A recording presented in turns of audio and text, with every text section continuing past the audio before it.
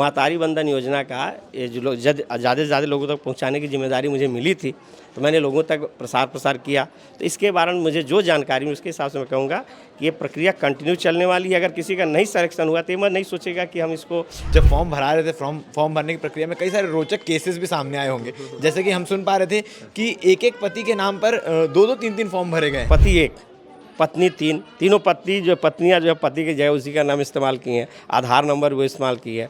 एक पत्नी जो है उसमें तलाकशुदा लगा रही है। ये चीज़ साबित हो जाए कि दोनों जन से विवाह हुआ है, दोनों पत्नियां हैं, तो उस स्थिति में क्या होगा?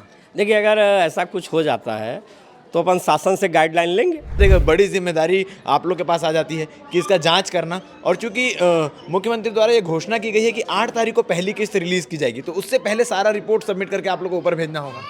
अभी सच कहा जाए तो अभी ये कठिन दौर चल रहा है। महतारी वंदन योजना का फॉर्म बड़े धड़ल्ले से भराया है, और हमने आपको पल पल की खबरें दिखाई है कि किस प्रकार से महतारी वंदन फॉर्म भरा जा रहा है और किस प्रकार से उसमें क्या क्या पात्रता है, कौन अपात्र होगा, कौन पात्र होगा, और फॉर्म भरने की प्रक्रियाएं क्या है। मगर अब 20 तारीख को, चूंकि आज हम जब वीडियो शूट कर रहे हैं तो आज का दिनांक है 22 तारीख, और 20 तारीख को अंतिम दिन था महतारी वंदन योजना का फॉर्म भरने का। तो फॉर्म भरने की प्रक्रिया समाप्त हो चुकी है। अब इसके आगे की जो प्रक्रिया होगी वो किस प्रकार से चल रही है, और जो सत्यापन हुआ है, कौन पात्र है कौन अपात्र है, इसकी जांच किस प्रकार से होगी, इसके लिए हमारे साथ अजय शुक्ला सर मौजूद हैं। नगर निगम भिलाई में इस वक्त हम खड़े हैं। सर, फॉर्म भरने की तिथि समाप्त हो गई है, अब अगला चरण क्या होगा महतारी वंदन को लेकर? तो मैं पहला तो आपके चैनल के माध्यम से बता दूं, अभी फॉर्म भरने की तिथि समाप्त नहीं हो गई है, रुकी है, एक विराम है। जैसे पहले सेशन में सब लोग फॉर्म जमा कर चुके हैं, जो भी फॉर्म जमा हुआ है उसकी स्क्रूटनी हो रही है। उसके लिए आयुक्त महोदय द्वारा एक टीम बनाई गई है जिसमें सब प्रकार के लोग हैं। जो जितने फॉर्म बजट देख लिए, मैं आपको दिखाना चाह रहा था, फार्म भरा गया ना,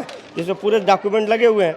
अब ये डॉक्यूमेंट सही है कि नहीं सही है, बराबर सिग्नेचर है कि नहीं है, और ख़ास करके जो विधवा परित्यक्ता या तलाकशुदा लोग जो लगाए हैं तो उनका सही है सत्यापन है कि नहीं, इन चीज़ों की जानकारी हो जाएगी। उसके बाद स्क्रूटनी हो जाएगा। स्क्रूटनी के बाद जो है उसका फिर दावा पत्ती मंगाएंगे। दावा पत्ती भी आती है। दावा पत्ती मतलब यह है कि अगर मान लीजिए मैंने किसी को अपात्र दिख रही है, अपात्र घोषणा हो जाएगा कि पात्र है कि अपात्र है, तो पात्र अपात्र का घोषणा हो गया, हमने किया। फिर अगर आपको कोई भी लगाया, कोई भी बहन लगाई है तो उसके बारे में फिर बुलाया जाएगा, फिर वो दावा लेके आएगी, नहीं मेरा सही आवेदन, फिर प्रमाणित होगा। अगर लगेगा सही है तो आगे बढ़ जाएगा, अगर कहीं अपात्र होगा तो फिर उनको बताया जाएगा, अपात्र को सूचित किया जाएगा। ये प्रक्रिया है। सर, जब फॉर्म भरा रहे थे फॉर्म भरने की प्रक्रिया में कई सारे रोचक केसेस भी सामने आए होंगे, जैसे कि हम सुन पा रहे थे कि एक पति के नाम पर 2-2 3-3 फॉर्म भरे गए हैं। देखिए, कुछ तो ऐसी चीज़ें आई हैं, आपने सही कहा कि हमारे पास कुछ ऐसे लोग आए थे कि जैसे कि मैं खड़ा था, अब जैसे एक महिला आई ने तो उसको एक आधार कार्ड, पति एक, पत्नी तीन, तीनों पत्नी जो पत्नियां जो है पति के जगह उसी का नाम इस्तेमाल की हैं, आधार नंबर वो इस्तेमाल की है। एक पत्नी जो है उसमें तलाकशुदा लगा रही है, 2 पत्नी बोलती है हम पति के साथ रह रहे हैं। तो मैंने पूछा भी उनसे, अच्छा आप बताओ, अगर तीनों में से एक को दिया जाए तो कौन पात्र कहलाएगा? नहीं तो उसमें एक बोली मैं हूँ, दूसरी बोली मैं हूँ, तीसरी बोली मैं सही हूँ। अब इसके बारे में अगर जानकारी लेना है तो सबसे बेस्ट जानकारी वो कौन दे सकता है? उसके बारे में जानकारी उनके अड़ोसी पड़ोसी दे सकते हैं, उनके परिवार के लोग दे सकते हैं, वार्ड के पार्षद दे सकते हैं, तो जानकारी ली जाएगी।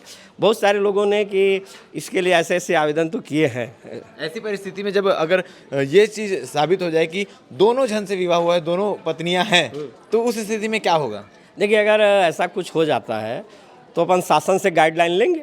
शासन के दिशा निर्देश है कि मतलब देना है, उन सभी पात्र महिलाओं को देना है जो शादीशुदा हैं, जिनको ज़रूरतमंद है। अगर उस क्राइटेरिया में शासन का जो गाइडलाइन हो उसको मान किया जाएगा। और सर, इसमें कई सारी समस्या देखने को मिली होगी, क्योंकि जब मैरिज सर्टिफिकेट की बात आई तो उसमें स्वयं सत्यापन का भी जिक्र हुआ कि आप स्वयं सत्यापित करके मैरिज सर्टिफिकेट दे सकते हैं, चाहे वो तलाकशुदा हो या अन्य कोई भी। तो स्वयं सत्यापन में कुछ फॉल्स केसेस भी सामने आने की आशंकाएं हैं। नहीं, आपका सवाल सही है। स्वयं सत्यापन तो हम चलेंगे, तो सत्यापन आपने करके दे दिया। हम बहुत सारे फॉर्म भरते हैं तो हमसे बेहतर सत्यापन कौन करेगा? हम खुद ही करेंगे। लेकिन आपको बताऊं, नीचे एक लिखा हुआ है कि जो भी जानकारी दे रहे हैं मेरे हिसाब से सही है। अगर कुछ जानकारी मैं गलत दी या मैं दिया तो उसका जिम्मेदारी मेरी होगी। अगर आपने गलत दिया, हमने जांच किया, हम जाएंगे मौके पे चेक करेंगे, बताया ना, प्रक्रिया का चेक करेंगे। और जैसे आप सभी लोग, आप भी जब पढ़ाई लिखाई किए होंगे तो फार्म यहाँ लिखा हुआ है ना कि हम खुद ही सत्यापन करते हैं क्या पत्र में कि हम जो है मैंने जो भी जवाब दिया अपने होशो-हवास में, अपने जानकारी के हिसाब से हमने सही दिया, हमने किसी प्रकार गलत नहीं किया। तो आप सत्यापन किए हो। अगर कल के दिन में आप भी गलत होते हो तो आप उसका पात्र रहोगे। मतलब अगर आपका फॉर्म रिजेक्ट होता है तो उसकी पूरी जवाबदारी आपकी खुद है, क्योंकि आपने जानकारी गलत प्रोवाइड कर दी है। Correct, 100% sir. अगर आप जानकारी दे रहे हो और सत्यापन करके दे रहे हो कि मैं प्रमाणित कर रहा हूँ, आपसे बेहतर प्रमाण कौन? मेरे बारे में मैं नहीं जानूंगा तो कौन जानेगा? सही है, तो मेरे बारे में मैं ही जान रहा हूँ ना, तो इसलिए मैं कह रहा था कि अगर आप गलत दिए होगे तो उसकी जिम्मेदारी आप होगी, अगर सही होगा तो सही होगा, गलत दोगे तो गलत जानकारी मिलेगी, और गलत जानकारी में तब पात्र हो जाओगे। फॉर्म भरवाने के बाद एक बड़ी जिम्मेदारी आप लोग के पास आ जाती है कि इसका जांच करना। और चूंकि मुख्यमंत्री द्वारा ये घोषणा की गई है कि 8 तारीख को पहली किस्त रिलीज़ की जाएगी, तो उससे पहले सारा रिपोर्ट सबमिट करके आप लोग को ऊपर भेजना होगा। अभी सच कहा जाए तो अभी ये कठिन दौर चल रहा है, क्योंकि जितने फॉर्म आए हैं, हाँ, इतने सारे फॉर्म आए हैं, उन सब का सत्यापन करना, उन सब की जांच करना और एक रिपोर्ट बनाकर ऊपर भेजना, ये एक बहुत कठिन दौर चल रहा है। हाँ नहीं, हाँ ये है कि देखिए फॉर्म कितना आया, थोड़ा सा और स्क्रूटनी हो रहा है, क्योंकि कहीं जब तक वो सिस्टम में चढ़ नहीं जाएगा, अभी चढ़ भी रहा है तो क्लियर हो जाएगा। लेकिन एक चीज़ मैं कहना चाह रहा था कि बस ये 2-3 दिन के अंदर जैसे स्क्रूटनी हो जाएगी और कौन पात्र है कौन अपात्र है किसके क्लियर हो जाएगा, फिर हम लोग दावा पत्ती मंगाएंगे। दावा पत्ती में आप क्लियर करो, जैसे आपने सवाल किया ना कि हमने सर्टिफाई किया कि मैं परित्यक्ता हूँ, अब आपसे पूछा जाएगा आप सही हो कि नहीं हो। आप हमें लगा कि हम नहीं हो तो आपसे प्रमाण मांगे, आप सही रहोगे मिलेगा, नहीं होगा नहीं मिलेगा। मतलब जो पात्र और अपात्रता है वो भी लोगों को रिवील की जाएगी कि हाँ भाई, मतलब 8 तारीख से पहले पता चल जाएगा कि कौन पात्र है कौन नहीं शासन है। का जो भी कार्य होता है एक नियमानुसार होता है। शासन एक गाइडलाइन बनाई है, गाइडलाइन में दावा पत्ती बुलाया जाएगा और सबको उनको चस्पा किया जाएगा कितने लोग पात्र हो गए, इतने लोग अपात्र हैं। तो जो अपात्र की श्रेणी में आएंगे उनको जो है बताया जाएगा कि अगर आप अपात्र हो तो किस कारण से हो, तो उसका आप जान हमें दें। कुछ लोग इंतजार कर रहे थे कि जब पात्रता और अपात्रता की बात हो रही है तो वो शायद 8 तारीख को ही पता चलेगा कि हमारे अकाउंट में पैसा आया तो हम पात्र हैं, नहीं आया तो नहीं है। मगर इससे पहले भी प्रक्रिया होंगी। अगर आप अपात्र हैं तो आपको बुलाया जाएगा दावा आपत्ति के लिए। आपके लोकरी प्री चैनल के माध्यम से कह रहा हूँ, सबको मैं जानकारी दे रहा हूँ। आज नगर निगम भिलाई की मतलब शासन का जो है, देखिए पात्र आप मत सोचो पैसा जाएगा तो पात्र है, पहले तो उसके इसीलिए दावा पत्ती बुला रहे हैं। आपने आवेदन दिया, आवेदन में आप सही दिए हो कि गलत दिए हो, आप सही प्रमाणित हो कि नहीं हो, और हम आप ही से पूछ रहे हैं ना कि आपने जो भी दिया है सही है कि नहीं सही है। सही है तो ठीक है। और क्या कुछ सर, ये महतारी वंदन योजना में और क्या कुछ जानकारी है जो जनता तक पहुंचानी बहुत ज़रूरी है?